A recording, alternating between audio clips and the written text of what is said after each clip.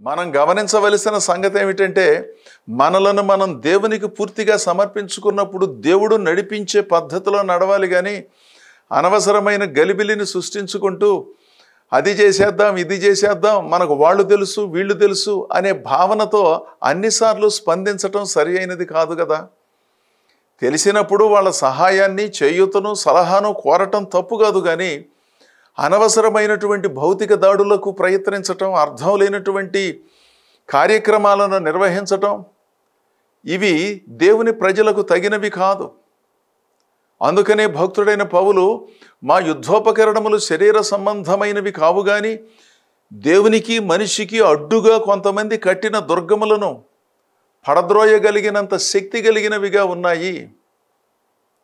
అంటే దేవుని సన్నిధికి వెళ్లకుండా అడ్డుకునే అవరోధాలను అధిగమించే శక్తిని దేవుడు మాకు ప్రసాదిస్తున్నాడు. ఇశ్రాయేలీయులు వారికి అవరోధముగా ఉన్న యెరికో ప్రాకారములను ఏ విధంగా అధిగమించారు? దేవుని మహాశక్తి చేత. దావీదు గొలియాతును ఏ విధంగా జయించాడు? దేవుడు అనుగ్రహించిన ఆత్మ సంబంధమైన యుద్ధోపకరణముల చేత. అలాగే మన జీవితాలలో ఎదుర్కొనే పరిస్థితులలో దేవుని పైన ఆధారపడి దైవ సంబంధితమైన కార్యక్రమాలను జరిగించుకుంటూ దేవునిలో మనందరం ముందుకు సాగాలి.